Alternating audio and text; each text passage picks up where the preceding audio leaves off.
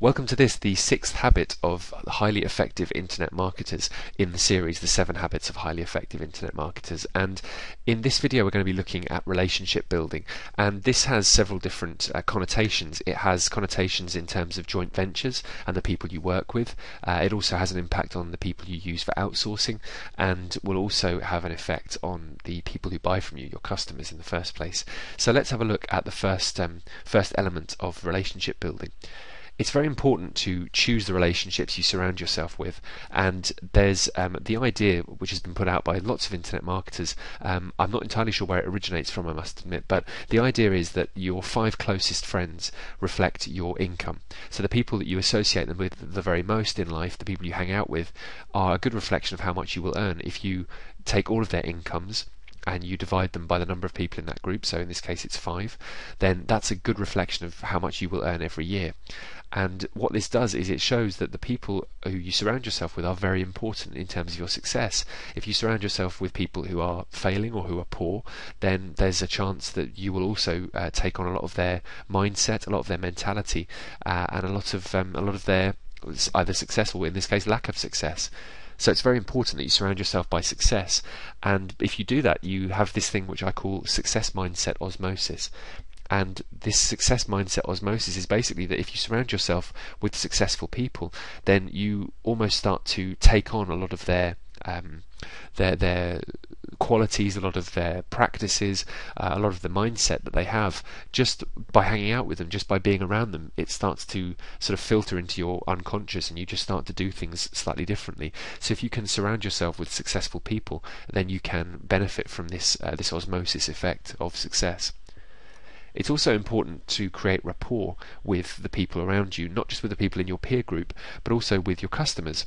It's important that you listen to your customers, because if you listen to them, then you can provide them with exactly what they want, and as a result deliver a much better service to them than somebody who's just guessing. If you just guess what people want, then you might have some successes, but the chances are you're going to fail most of the time because you're going to be guessing the whole time, and it's not based on any sort of fact. And this goes back to our niche research that we talked about in the very first video, with the awareness that you have of the niche, and the awareness of how those people speak, and how they work, how they communicate, how they trust. What is it that makes them trust a certain person within their niche? What credibility does that person need to have?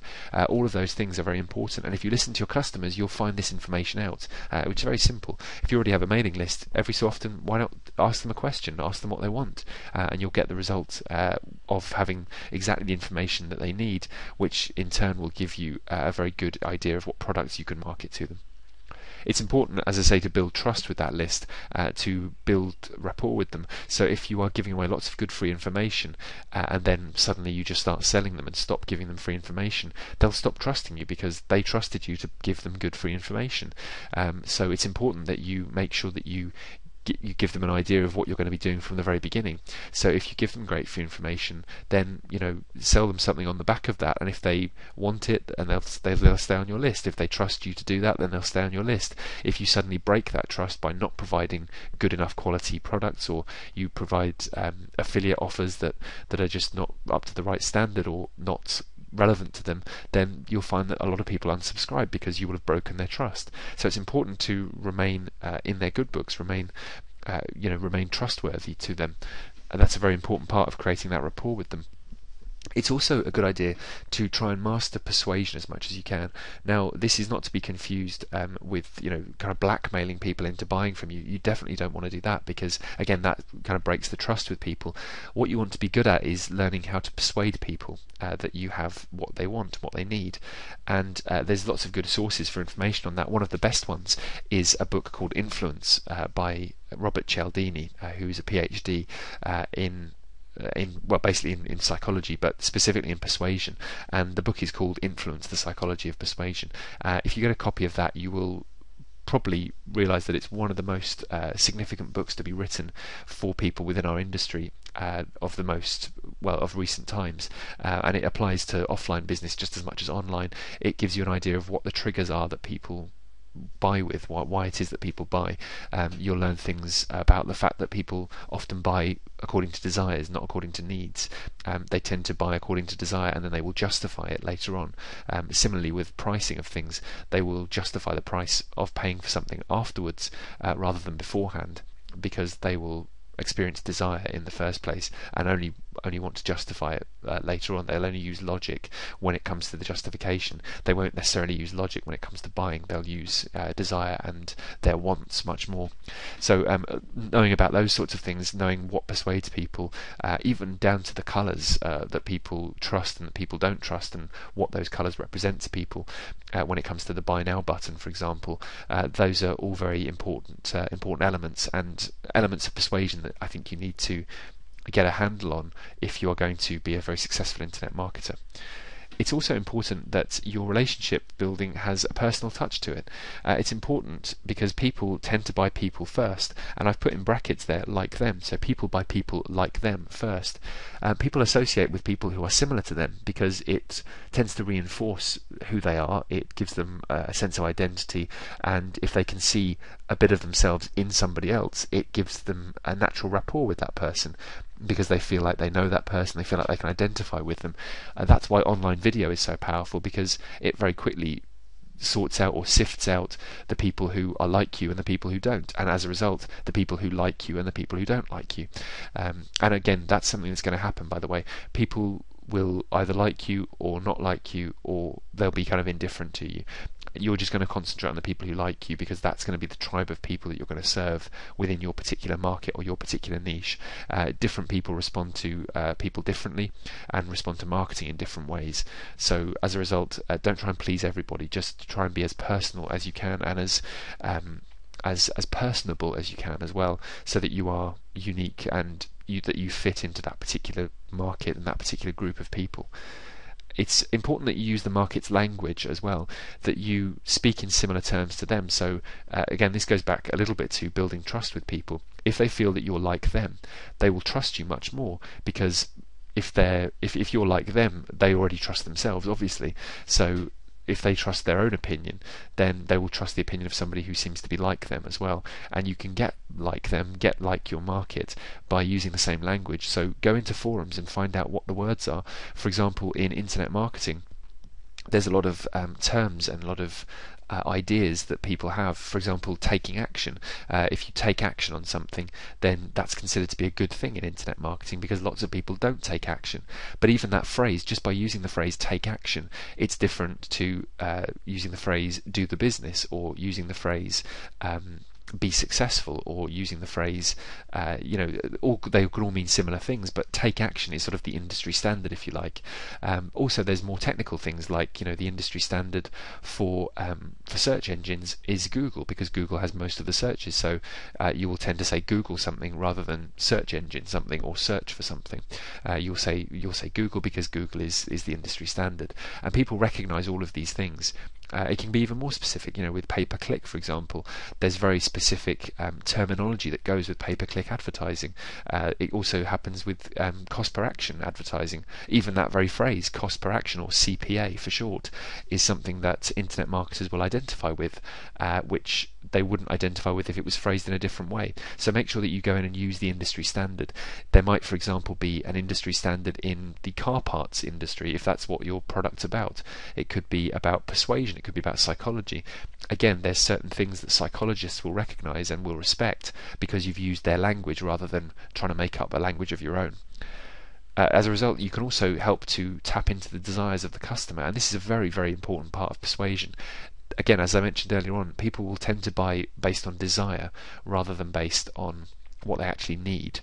There will be a desire to be like other people, or it will be a desire to have the latest technology. So, for example, the Apple iPhone taps into both of those desires: the desire to be like other people who are kind of cool because they've got the new latest thing, and also the desire to have that latest thing. They are both being used very well by Apple and Apple's marketing department in launching the iPhone, because it seems like everyone has one nowadays, and if you don't have one, it seems like you're a little bit behind, or you don't quite have the same level of cool as the target market has. So it's important that you tap into their desires as well, because desires are much more powerful than actual needs. At the end of the day, people's desire is to be financially free, or people's desire is to be beautiful, or to look good, or to have the latest application on their Apple iPhone, whatever it might be. You need to tap into those desires rather than their needs. No one needs an Apple iPhone, but lots of people want it. So it's important that you look at that as well. Also, when you're building relationships, bear in mind that you're not just building a relationship, you're building an asset. And this could be in the form of lists, or in the form of knowledge, or in the form of resources. And each of those things have a value far greater than money. So, for example, having a list of 5 or 10,000 people within your niche who trust you and like you is a very, very powerful thing, and much more powerful than just having a couple of £1,000 or $1,000 in your bank account. It's a much more powerful thing, because it means that you have an asset which you can leverage again and again in the future. Knowledge, again, is a very big asset to build, and if you can build your assets in terms of relationships, so for example, getting relationships with people who have the knowledge that you need, that's a very powerful tool as well.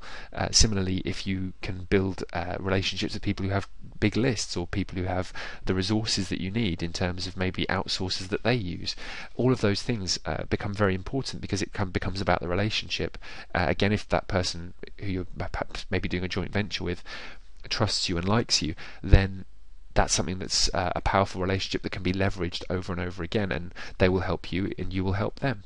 So that becomes a very powerful part of relationship building. Bear in mind that you are building assets as well as just relationships with people, because those people have lists, have resources, or have knowledge, or maybe all three. I mentioned joint ventures just then, and as I say, the fastest way to build a list or to build success online is to do lots of good joint ventures. Now, the joint ventures obviously have to benefit everyone. It's what I talked about in the last video about win-win-win situations. But if you network at events, even if you network offline with people, you can create a personal relationship with that person, whereby they've actually met you, they've looked into your eyes, they've shaken your hand, they've talked to you about the way their business is going, and you've talked to them about yours, and you've started to build a relationship that's far deeper than just the one that exists online. Even if you use video in your marketing online, it's still not nearly as powerful as actually being there and actually shaking the hand of the person you're going to be doing business with, because again, that creates a level of trust and a level of knowledge that you are the real deal, you are what you say you are, and that's a very powerful way of building relationships with people, which again, you can leverage in the future. For example, if you were to meet somebody you could do a joint venture with who was about to bring out a new product, then you could talk to them about the best ways to promote that product. You could say to them, well, what's the best bonus I could create for your clients that would make me more sales, that would give you something extra, and that would sell more of your product, and obviously give the customers as much value as possible. What could I do? What could be the bonus? So if you could create that by doing that at an event rather than just doing it online, you're going to stick in the mind of that person much more as somebody who's proactive. Even just by being at the events, you are already taking a proactive stance. So if anyone is setting out an event near you in internet marketing, for example, the World Internet Summit is a good example. If you go to that, then already you are being more proactive, and people will appreciate you for that more than somebody who just sits on their computer all day. It's important as well that you create communities when you're doing joint ventures, because that little community, even if just 4 or 5 people come on board as joint venture partners for you, you can look after them, you can make them more money, they will in turn make you more money, and it becomes almost like a self-fulfilling prophecy. If you give them some value, they will give you back some value, and it will just keep building and building until all of you have multi-million businesses, if that's what you want, or they'll build businesses that help lots of people if that's your goal, or they'll build charity organisations that will help the world. Any of those things are possible if you have the right group of people around you and the right relationships. So that's an overview of relationship building, as well as some specifics on how to go about doing it, particularly with the offline events. We've got one more point to cover, and that will be the 7 habits. So have a look at video 7 of the 7 habits of highly successful internet marketers. I'll see you on the next video.